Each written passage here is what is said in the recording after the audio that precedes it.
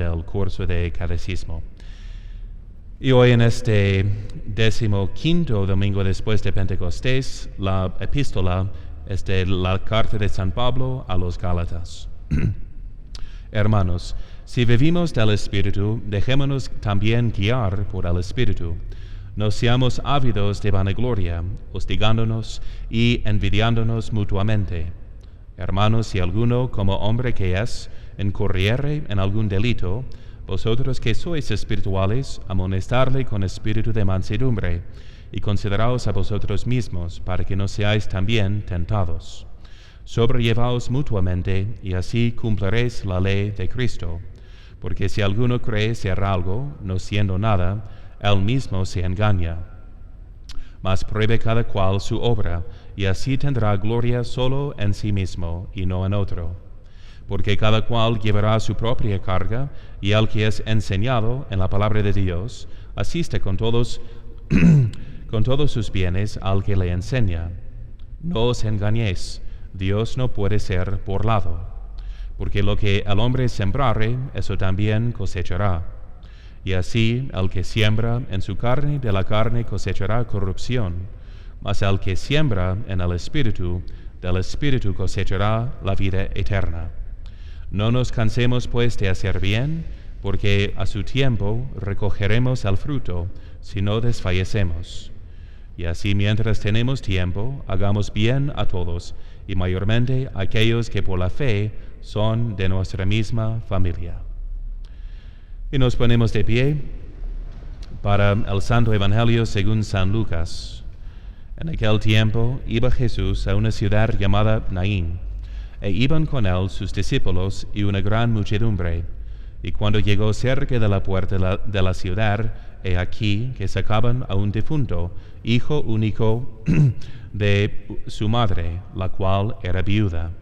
E iba con ella gran acompañamiento de gente de la ciudad. Luego que la vio el Señor, movido de compasión por ella, le dijo: no llores. Y acercóse y tocó el féretro. Y los que lo llevaban se detuvieron. Dijo entonces: mancebo, a ti te digo, levántate. Y se sentó el que había estado muerto y comenzó a hablar, y le entregó a su madre. Con esto sobrecogióles a todos gran miedo, y glorificaban a Dios diciendo: un gran profeta ha surgido entre nosotros, y Dios ha visitado a su pueblo.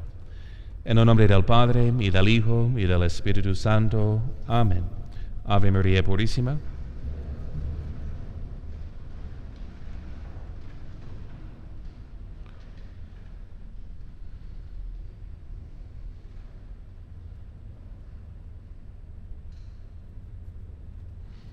Entonces hoy nuestra Madre, la Iglesia, nos invita a contemplar la muerte.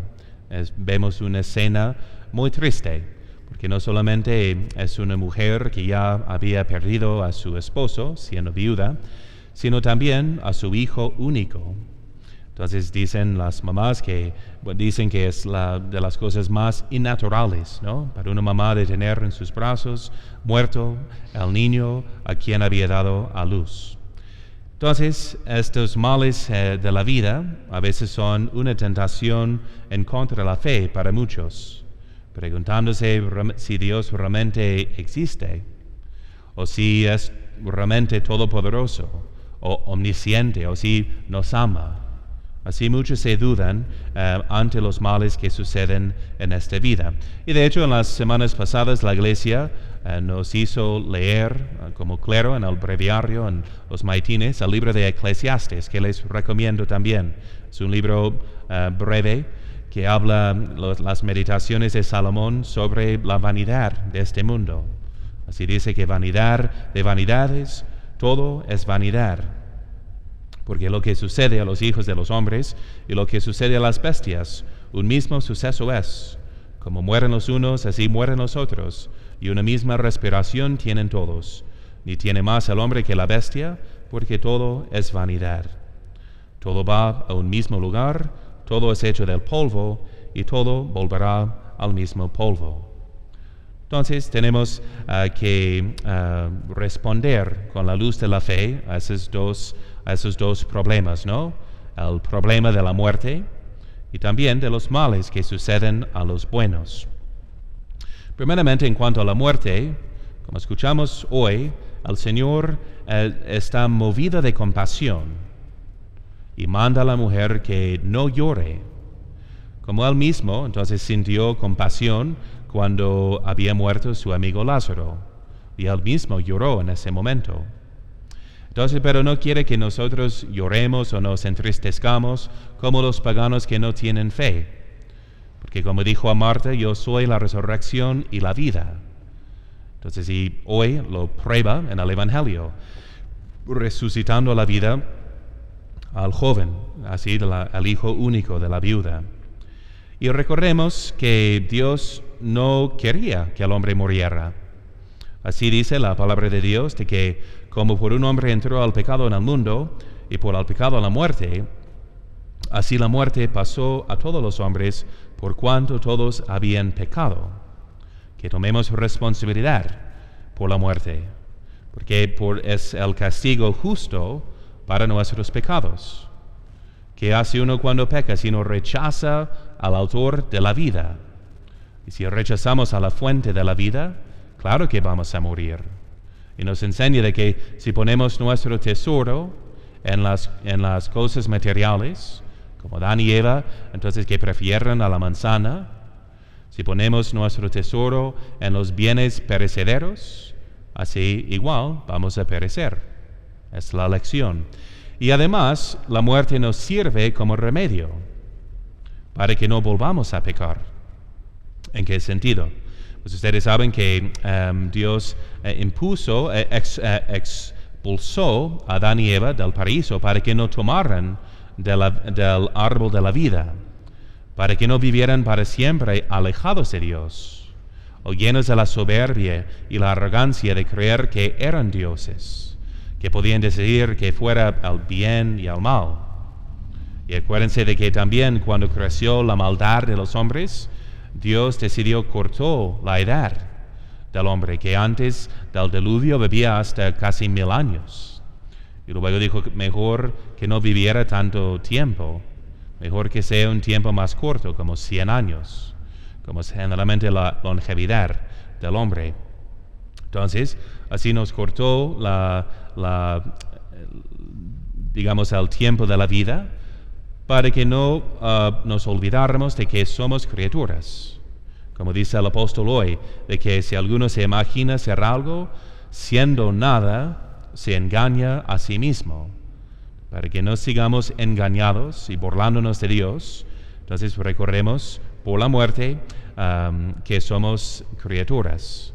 Y así pues la muerte humilla a todos, hace a los más poderosos hacerse como niños antes de morir, normalmente incapaces de las funciones más básicas de su cuerpo. O vemos, por ejemplo, los ateos, ¿verdad?, que empiezan a creer en Dios, como Stalin, que aunque profesaba ser ateo, es el líder comunista tan malvado, responsable de la ruina de su patria y de millones y millones y millones de muertos. Entonces, de muertes, él murió amenazándole a Dios con su puño. Claro que creía en Dios, a quien no podía vencer, y tampoco escapar de la muerte, que tanto le humilló. Entonces, por eso la Biblia nos dice, acuérdate en todas tus acciones, acuérdate de tu fin y no pecarás jamás. Si siempre andamos conscientes de que vamos a morir, vamos al juicio, y luego sigue la eternidad, o en el cielo o en el infierno. Y así es la primera solución a la muerte. El Señor nos dice en el Apocalipsis, no temas, yo soy el primero y el último, el viviente, que fui muerto, y yo revivo por los siglos de los siglos, y tengo las llaves de la muerte y del infierno. Y para los que observan sus mandamientos, promete un lugar donde Dios estará con ellos y enjuagará las lágrimas de sus ojos, y la muerte no existirá más. Ni habrá duelo, ni gritos, ni trabajo, porque todo esto es ya pasado. He aquí que hago nuevas todas las cosas. Al que tenga sed, le daré gratis del agua de la fuente de la vida. Y así, entonces, nos promete pues, la vida eterna, donde no habrá la muerte. Si solo abrazamos la muerte, así en penitencia y con humildad, en reparación de nuestros pecados. ¿Y qué del problema del mal? Nos dice el libro de Eclesiastes que los bienes y los males, la vida y la muerte, la pobreza y la riqueza vienen del Señor. Que quien al mismo tiempo promete que todo se obra para el bien de los que aman a Dios. Entonces tenemos que levantar la vista y entender cómo los males, la muerte y la pobreza también nos pueden servir para nuestro bienestar. ¿Y cómo? Escuchemos primero a Santo Tomás de Aquino, ese gran filósofo, teólogo, tan observador, digamos, de las cosas naturales. Y de la misma naturaleza aprendemos esta lección, porque dice que las corrupciones y los defectos van contra la naturaleza particular y sin embargo entran dentro del plan de la naturaleza universal, en cuanto que un defecto en uno es un bien en otro o en el todo. Pues la corrupción de uno conlleva la generación de otro, y así se conserva la especie. ¿A poco no lo observamos cada día? Lo que dice el Señor en la parábola, ¿no? De que si el grano de trigo no muere y cae en la tierra, no da fruto. Entonces, dice Santo Tomás que no existiría la vida del león si no existiera la muerte de animales. Así vemos esa dependencia de las criaturas muriendo para que las demás vivan. Y luego menciona en el orden moral de que no existiría la paciencia de los mártires si no existiera la persecución de los tiranos. Por eso dice San Agustín, cuya fiesta es hoy, de ningún modo hubiera permitido Dios omnipotente la presencia del mal en sus obras, de no ser tan bueno y poderoso que del mal pudiera sacar el bien. Y examinemos unos ejemplos prácticos para que nos quede claro esta enseñanza. Y, por ejemplo, escuchamos en el Evangelio de un señor pobre llamado Lázaro, que siempre estaba fuera de la casa de un señor rico. Ahí los perros lamían sus heridas y él pidiendo limosna que nunca recibió de ese señor rico Epulón. Entonces luego continúa la parábola o la historia diciendo que el señor rico estaba condenado. Y ahí estaban en las llamas del infierno pidiendo ayuda de Lázaro que estaba en el cielo, pero que no podía recibir esta ayuda, porque ya su vida había pasado y ya pasó por el juicio. Ahora bien, ¿fue mejor? ¿Quién se salvó? El pobre, mendigo. ¿Y quién se condenó? El que era muy bendecido según la vista del mundo. Ya que en muchas riquezas hay muchas tentaciones, y del que recibe mucho, se pedirá mucho. Y el rico se condenó, mientras el pobre, como muchas veces sucede, pone toda su confianza en Dios, porque no puede confiar en sí mismo. Vive para la vida eterna, ya sabe que no va a encontrar la felicidad en este valle de lágrimas. Otro ejemplo, San Francisco Borja. Él, de la clase noble, así en la corte, se había casado con la consorte de Isabel de Portugal, e iba pues en la procesión con la reina Isabel, y cuando llegaron al lugar del sepelio, tuvieron que destatar el ataúd para mostrar a los monjes que era ella, y ni la reconoció.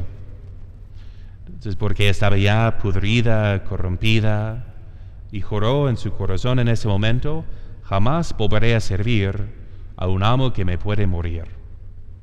Ante la muerte se convirtió. Pero tomen en cuenta que estaba casado.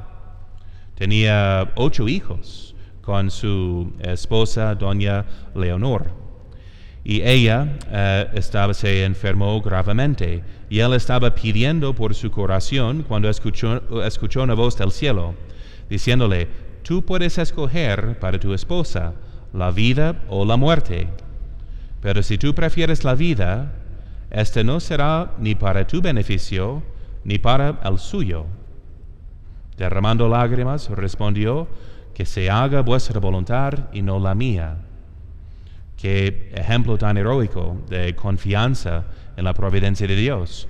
Y seguro que no entendía en ese momento. Pero su esposa enseguida murió santamente, siendo atendida ahí en el monasterio, en un ambiente muy santo, para así pasar a la vida eterna en el cielo. Y él, ¿qué hizo? Ya sin esposa, entonces recibió la inspiración de entrar en la orden de los jesuitas. Con toda su experiencia como duque en la política, entonces llegó a ser superior general y organizó, dicen que es como el segundo fundador de los jesuitas, porque organizó la Compañía de Jesús para que se extendiera por todo el mundo.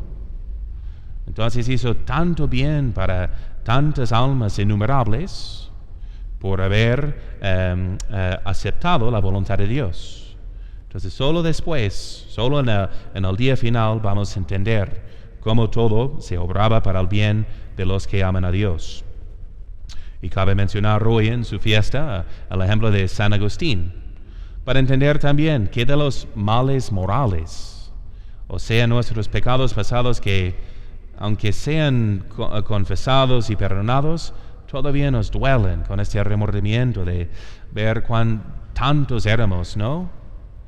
Nos sentimos como Hamlet, ¿no? Diciendo, fuera, fuera esta mancha, maldita mancha, que no se puede quitar del alma este remordimiento. Entonces, tenemos que aprovechar también de nuestras faltas, viendo que son la causa de ser ahora más humildes.